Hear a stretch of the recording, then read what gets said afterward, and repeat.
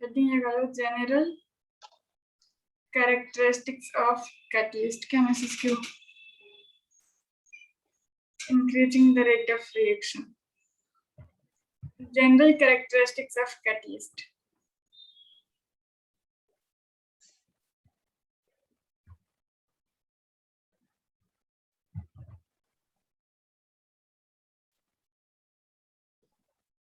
Catalyst okay देखो, catalyst मैंने जैसे आप लोगों को बताया है कि ये रिएक्शन में खुद पार्टिसिपेट नहीं करता है, यानी खुद कंज्यूम नहीं होता है।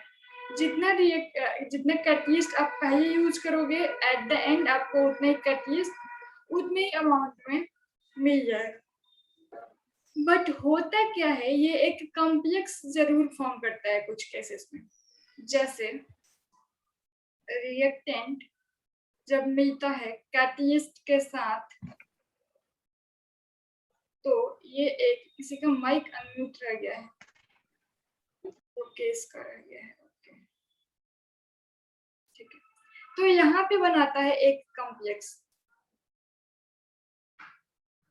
ठीक है, कॉम्प्लेक्स बनाता है, लेकिन होता क्या है, वापस से कैटलिस्ट रीजेनरेट हो जाता है, यानी जो कैटलिस्ट था कॉम्प्लेक्स बनाने के बाद वापस कैटलिस्ट बन जाता है। ठीक है, अब देखो ये कॉम्प्लेक्स क्या करेगा, कॉम्प्लेक्स आपका फिर टू कॉम्प्लेक्स फिर आपका चेंज हो जाएगा प्रोडक्ट, और साथ में कैटलिस्ट बाहर हो जाएगा। ये ध्यान रखना। कह सकते हैं रिएक्शन में पार्टिसिपेट नहीं करता है, एक्चुअली कंज्यूम नहीं होता है। ठीक है, अदरवाइज कॉम्प्लेक्स बनाने का काम करता है कुछ catalyst. For example ma'am complex क्या होता है? बता रही हूँ, कॉम्प्लेक्स इंटरमीडिएट होता है, बीच का फेज होता है, रिएक्टेंट से प्रोडक्ट पहुंचने के बीच का फेज होता है।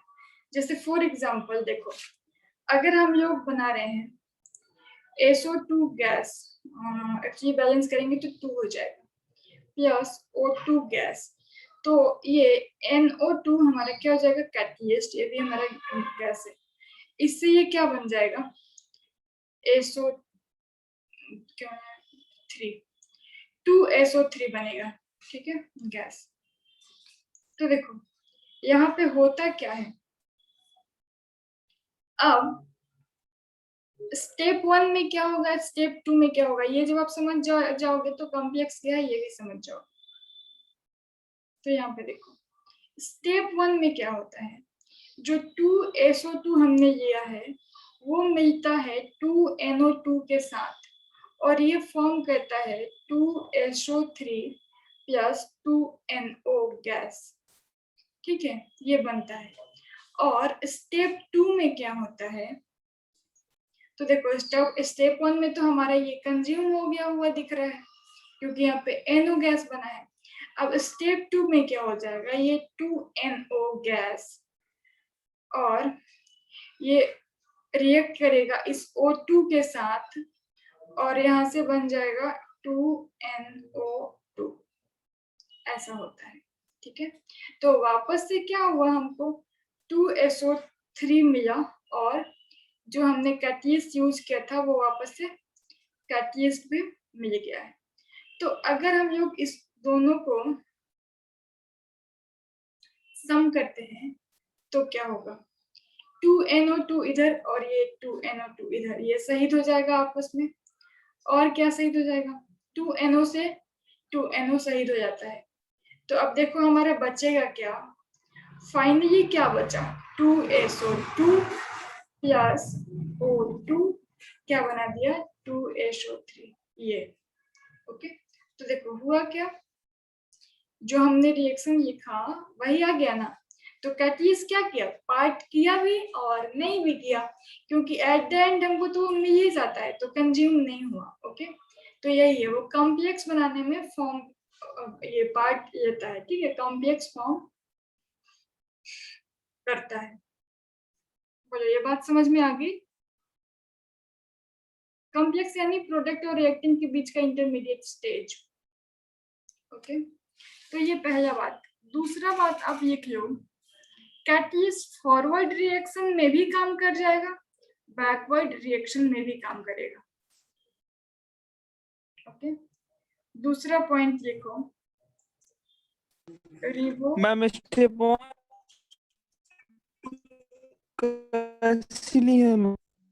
आपका आवाज कट गया बेटा, एक बार फिर से बोलो, या फिर टाइप कर दो, आपका नेटवर्क इशू है। अब देखो, जैसे मान लो ये हो गया इंडक्शन क्लासेस, ओके, ये हो गया इंडक्शन क्लासेस। यहाँ पे आपका घर है, ठीक है, और यहाँ पे आपका अंकल का घर है। तो आप कभी कभी अंकल के घर भी जाते हो और वहां से इंडक्शन क्लासेस पढ़ने आते हो, ठीक है। दोनों ही इंडक्शन क्लासेस से मान लो मोटा मोटी सेम। अच्छा, स्टेप 1 और स्टेप 2 मैंने नहीं लिया, ये होता है रिएक्शन, ये जो प्रोडक्ट में फॉर्म होता है ये ऐसे ही प्रोसीड होता है। फर्स्ट स्टेप में 2SO2 मिलते हैं 2NO2 के साथ, और हमारा SO2 और 2NO बनाता है। ऐसा ही रिएक्शन होता है, एक्सपेरिमेंटली देखा गया है कि ऐसे ही प्रोसीड होता है। मैंने अपने मन से स्टेप 1 स्टेप 2 नहीं लिया। क्या होता है इस रिएक्शन में, वही मैकेनिज्म। मैम NO2 के बिना मैम नहीं हो सकता रिएक्शन ये वाला। हाँ, तो फिर बहुत स्लो होगा, बहुत स्लो होगा। फिर भी मैम जैसे मैम SO2 है मैम NO2 है और मैम वहाँ NO बना, तो मैम अगर NO2 नहीं रहेगा तो मैम नाइट्रोजन का कंपाउंड कहाँ से आएगा? नहीं आएगा ना, फिर डायरेक्ट SO3 बनेगा, लेकिन बहुत टाइम ये करके बनेगा, समझ रहे हो। और ये दे दिए तो फिर फास्ट बन गया।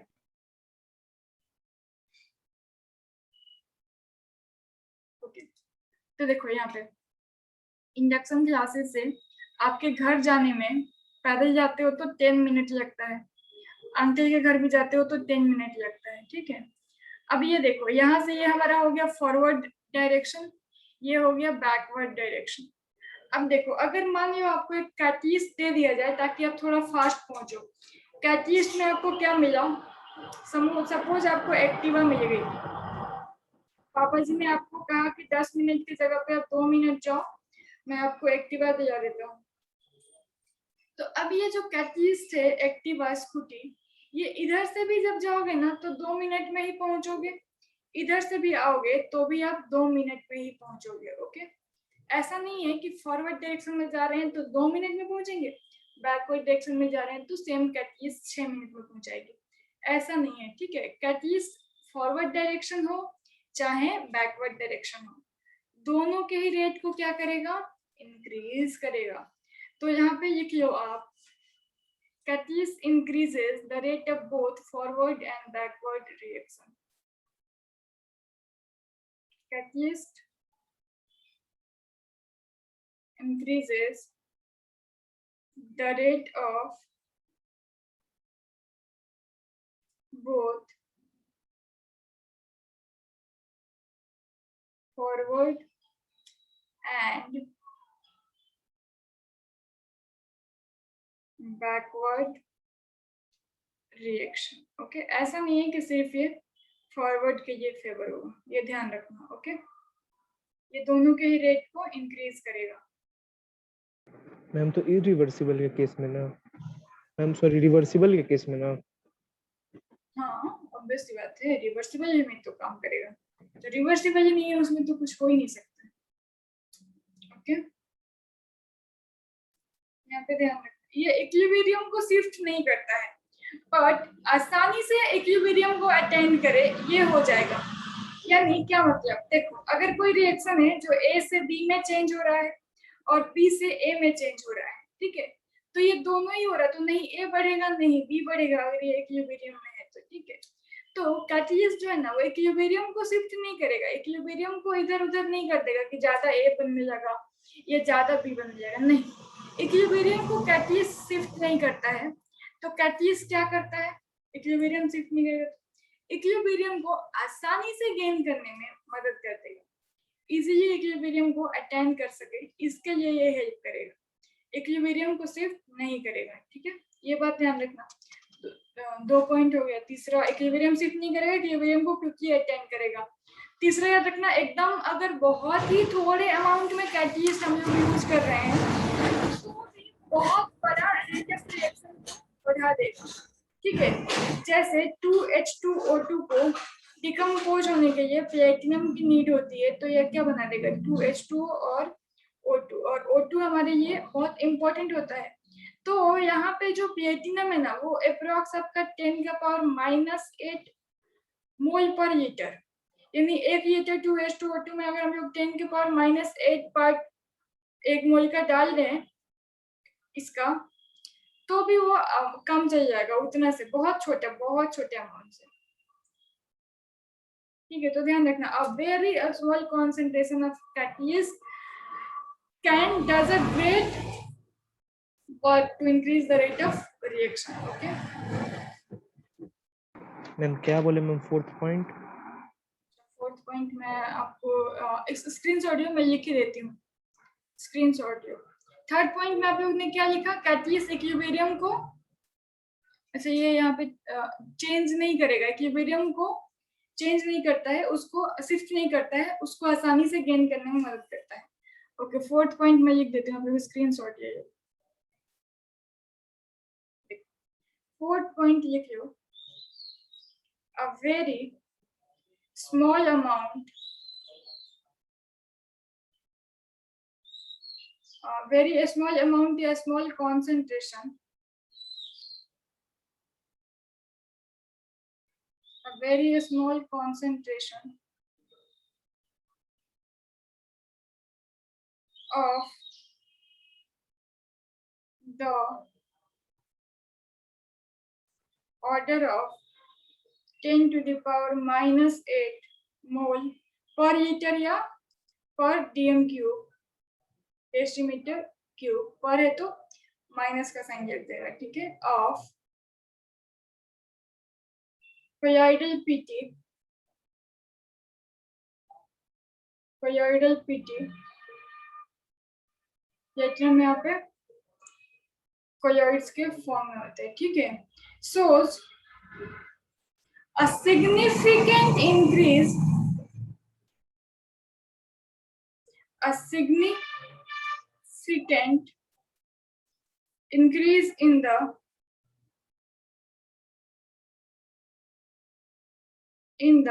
rate of decomposition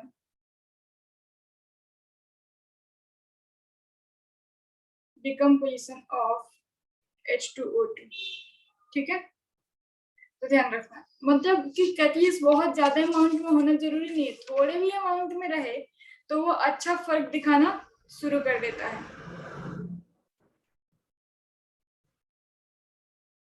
okay ma'am ये थर्ड पॉइंट बोला मैम, सेकंड तो रिवर्सिबल था मैम, इसके बाद थर्ड ये नहीं है। हाँ अच्छा, third point, catalyst does not shift the equilibrium, catalyst equilibrium को शिफ्ट नहीं करेगा, ठीक है, ये लिख दो। it help to attain equilibrium quickly, equilibrium को शिफ्ट नहीं करेगा, नहीं ए ज्यादा बनेगा नहीं बी ज्यादा बनेगा, बट आसानी से इक्विलिब्रियम को अटेन कर लेगा, यानी बस वही रेट बढ़ा देना, ठीक है। ओके ठीक है, चलो कुछ तो ऐसे कैटलिस्ट होते हैं जिसका एक मॉलिक्यूल भी अगर हम लोग डाल दें और सर्टेन कंडीशन, अप्रोप्रिएट कंडीशन कुछ रहता है उसको दे दें, तो फिर वो बहुत सारे रिएक्टेंट को प्रोडक्ट में चेंज कर देगा, बट उतने डिटेल में हमको पढ़ने की जरूरत नहीं है, ठीक है। Okay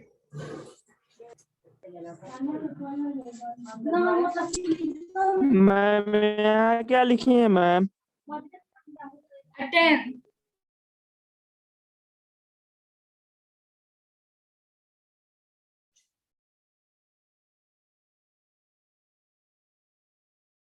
attend.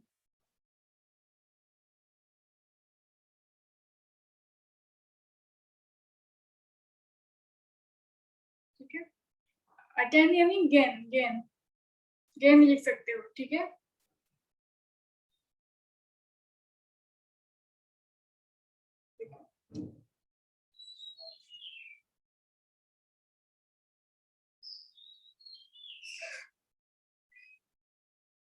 ओके, नेक्स्ट लिख लो 4th point, catalyst does not affect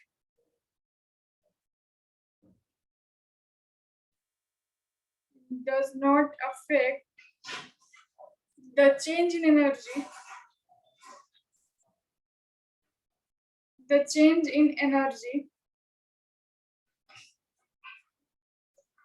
delta H of reaction, ठीक है।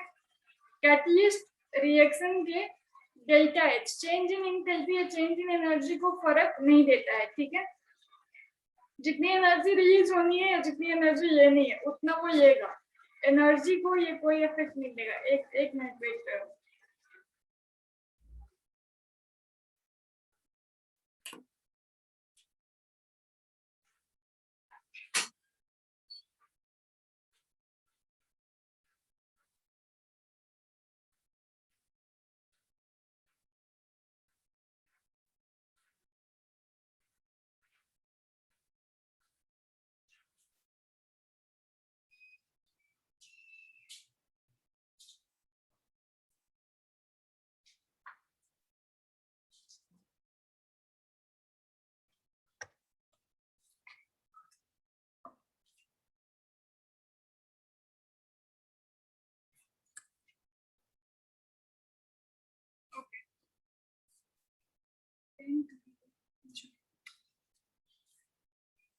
नेक्स्ट पॉइंट देखो, 5th point,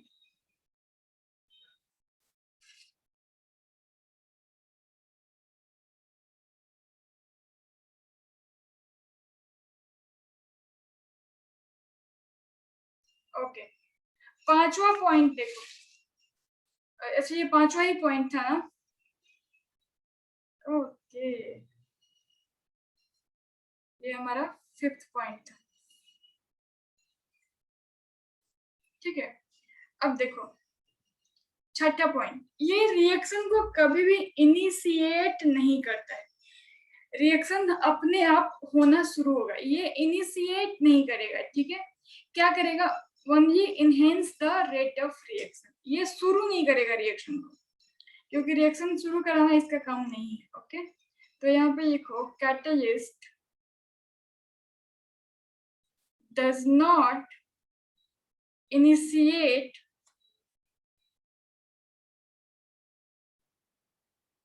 a reaction, it only enhance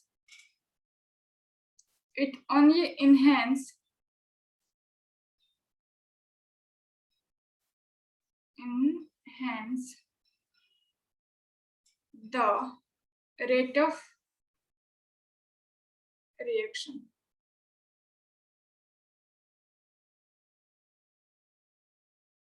ठीक है। देखो इसके कुछ एक्सेप्शन है, ION ये रिएक्शन लिखा है, ठीक है। इसका कुछ एक्सेप्शन है, कुछ केसेस में ये इनिशिएट भी कर देता है।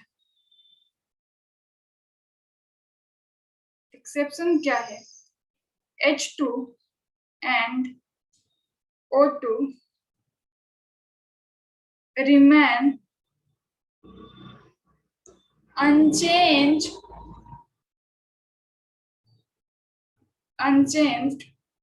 for years at 25 degree Celsius. अगर 25 डिग्री सेल्सियस के आसपास हम लोग H2 और O2 को रखते हैं तो सालों साल तक वैसे ही का वैसे ही पड़ा रहेगा, ओके। बट तो मतलब कि वो आपस में रिएक्ट नहीं कर रहे हैं, तभी तो सालों साल वैसे ही पड़े हैं.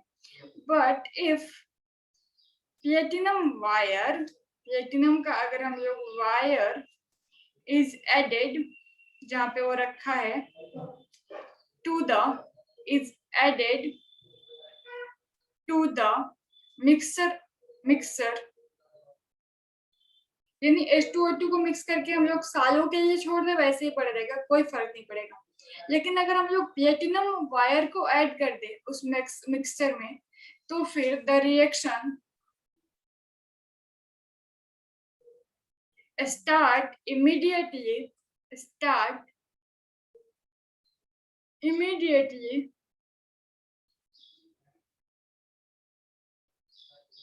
and the rate become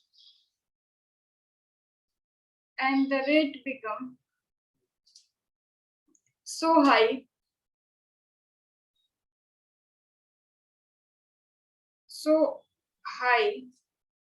that the rate of mixture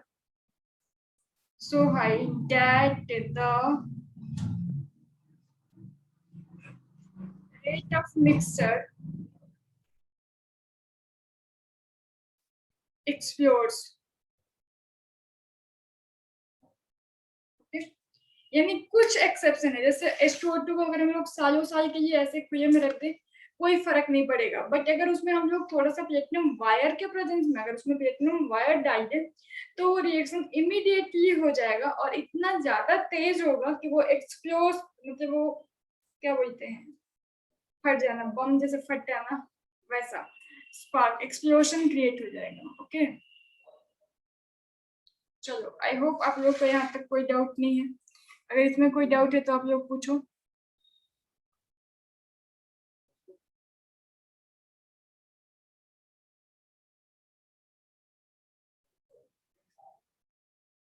देखो, ये हमारी कैटलिस्ट के बारे में इतना कहानी सफिशिएंट है. अब हम लोग थोड़ा सा आगे बात करते हैं एंजाइम्स की.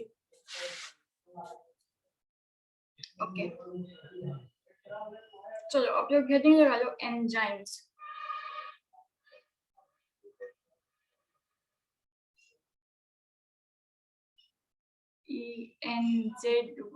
ENZYMES. देखो, एंजाइम क्या होता है? एंजाइम बायोलॉजिकल कैटलिस्ट होता है. ठीक है, enzymes are biological catalyst. Biological catalyst. इस वीक हमारा ये चैप्टर खत्म हो जाएगा. तबीयत खराब के कारण ज्यादा खींचा, नहीं तो कब का खत्म हो गया था. एंजाइम क्या है? बायोलॉजिकल कैटलिस्ट है. ठीक है, देखो ऐसा बहुत सारा रिएक्शन है ना जो हमारे ह्यूमन बॉडी में होता रहता है. There are many several reaction which occurs in our human body. तो उसमें एज अ कैटलिस्ट क्या काम करता है? हम लोग प्लेटिनम तो खाएंगे नहीं कि वो कैटलिस्ट का काम करे. तो वहां पे जो कैटलिस्ट का काम करता है वो होता है एंजाइम. ठीक है,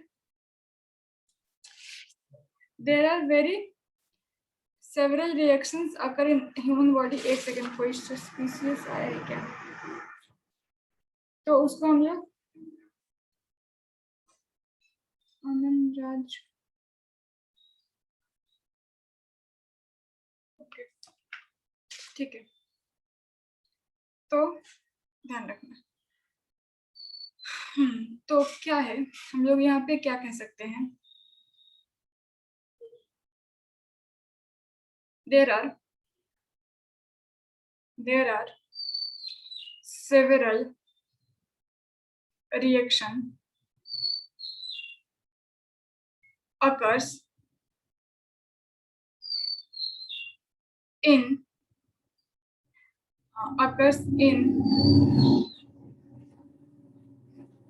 our human body. Biological reaction,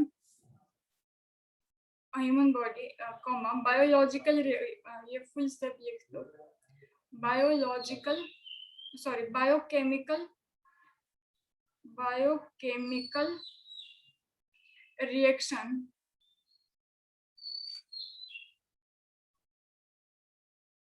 and all biological reaction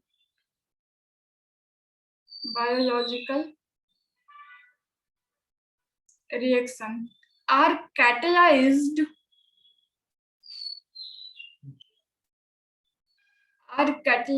by enzyme. अगर ह्यूमन के बॉडी में एंजाइम्स ना प्रेजेंट होता ना, तो जो हमारा फूड एक टाइम जो हम लोग खाना खाते हैं, जो कुछ घंटों में, हाँ, जो कुछ घंटों में डाइजेस्ट हो जाता है, उसको डाइजेस्ट होने में साल लग जाते। ओके, अच्छा, ये हमारा 1 सेकेंड, ये हमारा मीटिंग एंड होने वाला है, तो आप लोग रीज्वाइन कर जाओ।